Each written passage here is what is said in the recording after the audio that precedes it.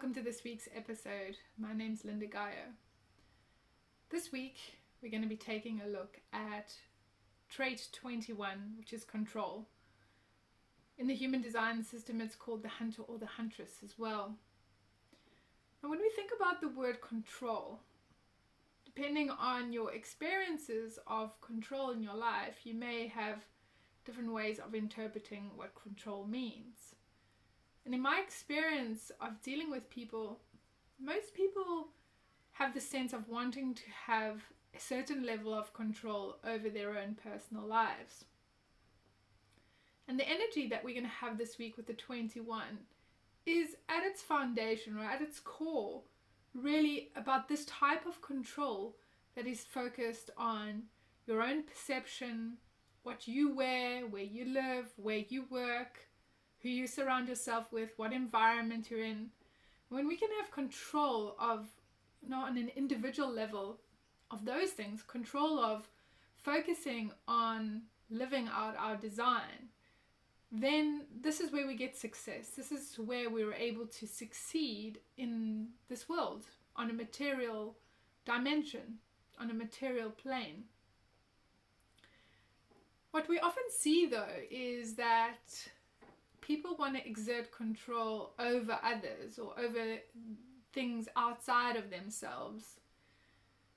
And the other part that really plays in is the control of the mind, how the mind wants to be in control of things.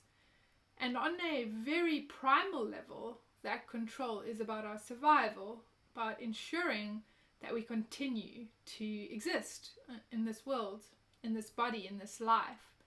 And the mind can have a really, really strong force of control when we're talking about this.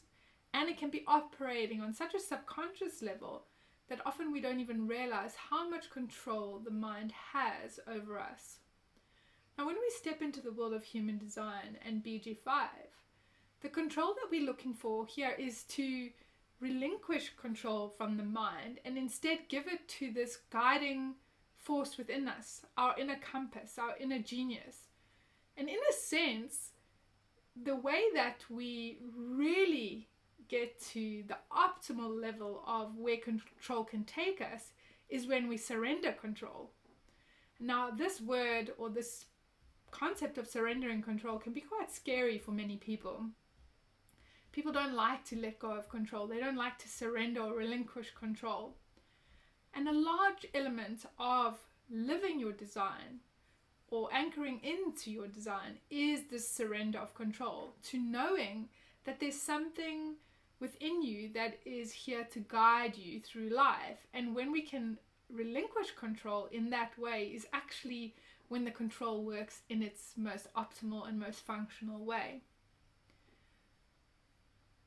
This control, when we expand it from just being an individual and we start looking at a team or an organization, you see the element of this control showing up in people who own businesses, people who are managing directors, or who are presidents of organizations. And the control element here is about how do we control everything that's going on in this team and in this organization to ensure that we move forward in a successful way.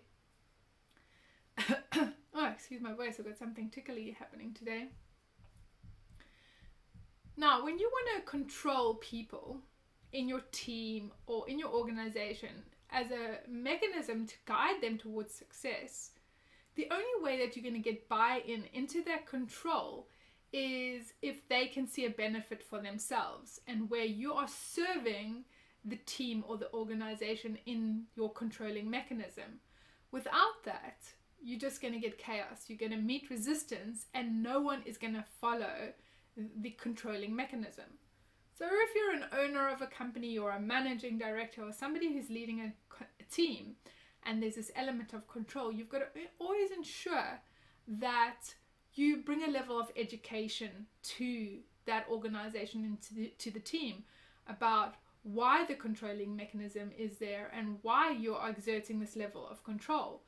Because control that is blind, and most of us would resist this type of control. No one wants to be blindly controlled by external forces. Yet, if you look in the world, you'll see that this is happening in so many instances. People just aren't aware that it's occurring. So this blind level of control ultimately doesn't serve the greater good of the company or the team or the organization or the country or the group that's got together. And, there is always going to be some level of failure down the line, because, when you look at countries that are either constantly in crisis, or there's a lot of poverty, or a lot of lack of education, you often get this blind control. And this is where dictatorships arise, because you can only be a dictator with this blind level of control if people are not really aware that they're being controlled. Now, if you're in a position where you feel like you're quite well educated, you're living in a more of a modern world where poverty isn't such an issue, you don't see crises happening all around you, it doesn't mean that you are able to avoid this level of control, having this blind control around you. And you can quite often see it when people start working in larger organizations. They kind of get swept along by the agenda or the mission of what that larger organization is about, and they relinquish their control of their own personal destiny and their own personal guidance to this greater force. And this is where it can get really tricky and can really get into these unhealthy places. If you're in a position where you're owning a company, or you're a managing director, or you are the person who is there to control the team, this educational piece is going to be crucial. And what you are going to be in control of is implementing the day-to-day organization of how that organization works, and ensuring that the environment is controlled, that the direction of where you're heading is controlled. You may even control things such as dress code, or what type of food is available at the cafeteria. These types of things come into the day-to-day workings of what this control will look like. When we are looking at a trait in the design body graph, it's really important to see whether the trait is in an undefined or a defined center or function, because they operate in really different ways. When in this particular trait 21 is in the ego or the willpower function, and if we're looking at the physicality of the human body, it's directly related to the heart muscle. Now, if it's colored in or defined in your chart, then what that means is you have consistent access to this willpower energy, or this egoic energy, or ego energy to be more correct.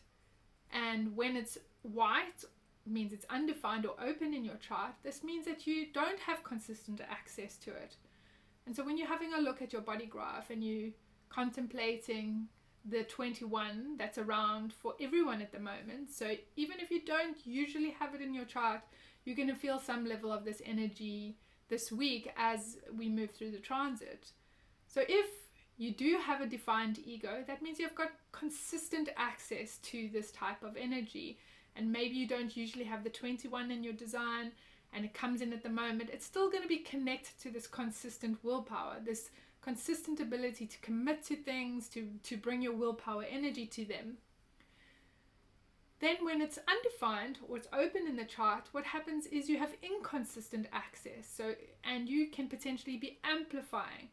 So you may appear to have more willpower than anyone else because you're amplifying it, but you don't have consistent access to it. So it may be there sometimes, and other times it's not there. We also want to look at whether that trait is black or red in your design, because that will tell us the difference between whether it's unconscious or conscious.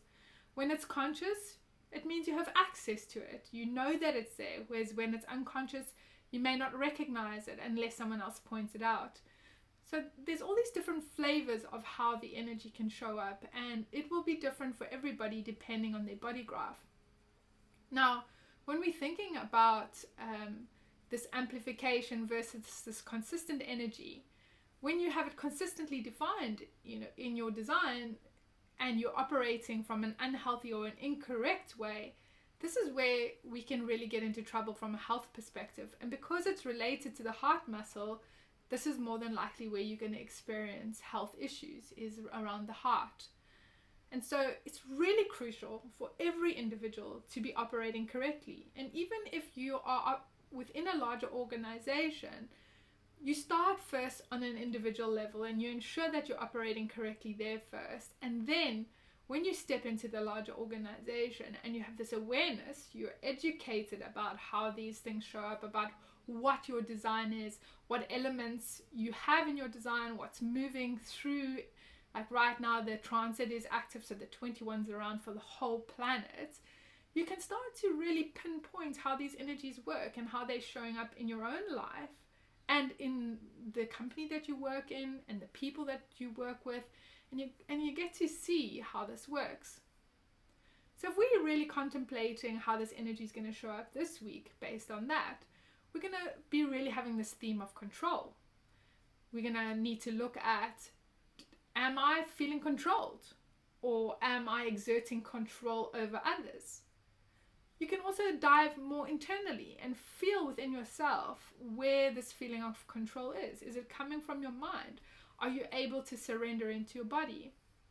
And I once heard this great analogy around this idea of surrender. If you have ever driven a car in really icy conditions, then you'll know that sometimes the car will start skidding across the ice. And if you really grip on, if you hold on with all your might, you try to control the steering wheel, and things don't turn out so well, you almost have to release the steering wheel for a moment and allow the car to drift, and then at some point the car will grip again, and then you can actually start driving again. And I love this analogy because this really points to how this process of living your design, it's all about trust. It's about this ability to release control within yourself, and especially from your mind, disconnecting from this level of control that the mind tries to have over us. Because most of what the mind is controlling us from is from the conditioning field, from the homogenization of the world around us.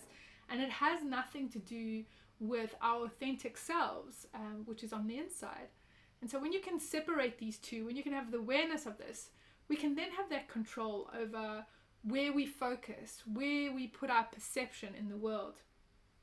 The other things that I get you to pay attention to is, how is control just showing up in the world around you in general? And as I mentioned earlier on, this control is about service to others, and having benefit for everyone involved. So if you're running an organization, or you're this managing director and you're exerting control, is the education clear? Do people have buy-in to the control that you are offering, or are you meeting resistance? Because this will really point to this need for control, because as soon as the need for control is for personal gain or for self-benefit, you're always going to meet that resistance. And as you really connect into what is your own truth, what is your authentic self, you can really empower others by modeling what self-control looks like. The self-control of self, of the mind, having an awareness, living as yourself, that becomes a model to others to live in the same way. And I really feel that the more we can have people in positions of control or leadership that can model in this way, the more holistic, the more healthy, and the more correct everyone around them starts to operate. And ultimately this controlling mechanism is about guiding the group or the team towards a successful financial or material outcome. And so this can only be achieved when all the pieces are in place, and it starts with you, about your level of self-control, and then ensuring that the control that you are exerting on others around you is from this place of service and mutual benefit. If you have the 21 in your design, and you have had some experiences of this feeling of this need to be controlled, or not controlled, to control, I'd love for you to share. I personally have the 21 in my design. It is unconscious in an open ego center, so I don't have conscious access to it, and I don't have consistent access to it. And I definitely resonate with this theme of control in my life, you know, down to the point of, you know, controlling like everything that's in my office or my home environment. I like to know where things are. I like things to have their place, and I don't really gel very well when other people come in and disturb that kind of harmony that I've created and in which I work the most effective. So perhaps you have some stories around how the 21 has showed up for you, or perhaps you're a managing director or somebody in control of others, and you have some stories to share about how when you're in control for self-benefit versus serving the whole, how that shows up and how that looks. I'd love for you to share your comments, and if you feel that this video could assist anybody else who might be experiencing some challenges around this particular energy, please feel free to share it with them. Each week I release a new video which talks about the conditioning or controlling or homogenizing energy that's around at that time. Plus, if you already have it in your design, you get to learn a little bit more about how it works for you. So if you want to make sure you don't miss any of those episodes, please don't forget to hit the subscribe button.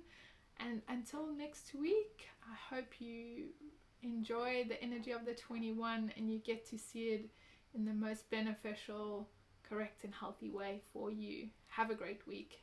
Bye.